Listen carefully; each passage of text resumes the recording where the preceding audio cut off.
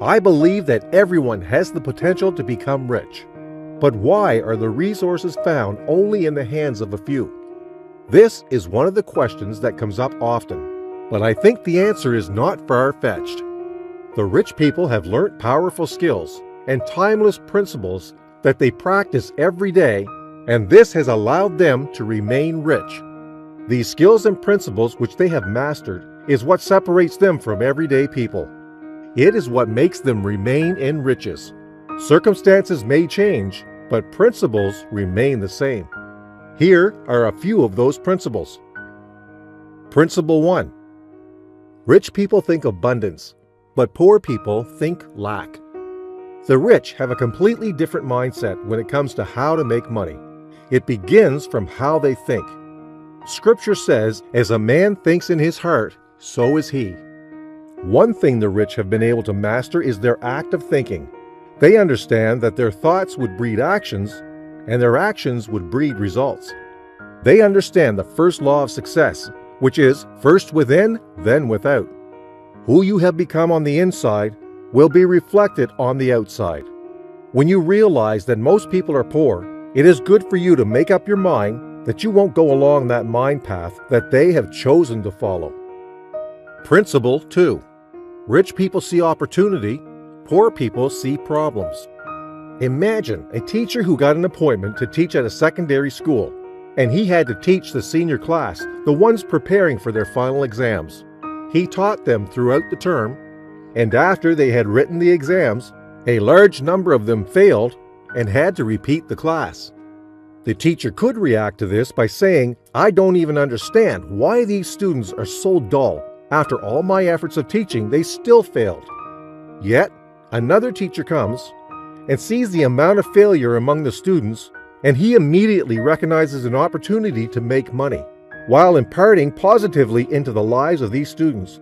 This can be done either by writing a book on practical guides to passing their exams excellently well, or he organizes extra classes for the students where they have to pay an extra token to get coaching for their exams. The difference between the two teachers is that one saw a problem and the other saw an opportunity. Principle 3. Rich people allow the interest on their investment to compound. The truth is, no matter how great talent or efforts, some things just take time, Warren Buffett says. Building wealth is one of them. There is always a time interval between the time you make investments and when your investments will yield dividends. The rich understand the law of delayed gratification. The rich understand the principles of compound interest, and they make it work for them.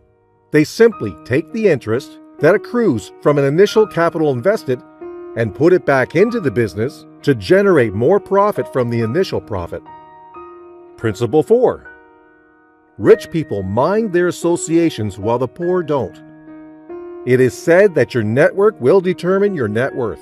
Rich people are careful and deliberate in creating a particular kind of network around them. People with empires in their mind.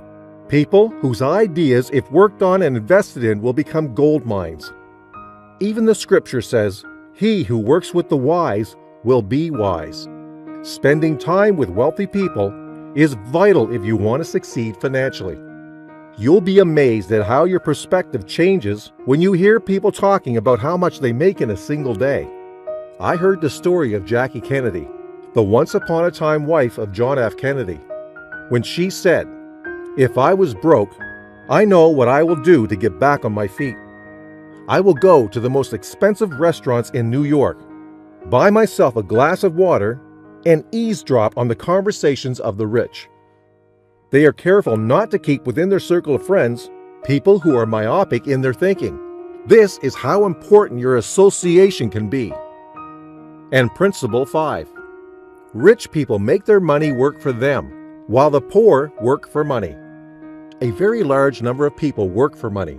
This is because of the impression that they were given while growing up, that to become successful, you must study hard, get good grades, go to the best schools, secure a good paying job, and save until you retire. There is nothing wrong with all of this, as long as you are fulfilled. But Robert Kiyosaki says the problem with this approach is that you only make money as long as you work. He said the only thing of value that you have to exchange is your time. But when we exchange our time for money, our earning potential is limited because you can only make money while at your job. And so, to make more money, you have to work longer hours, which is physically taxing. He says that the rich dad told him, the poor and the middle class work for money, while the rich have money work for them. They do this by learning to invest and then putting their money in assets like businesses and investments that generates passive income until they reach the point where they don't have to work anymore. They simply spend their money on assets while the poor spends theirs on liabilities.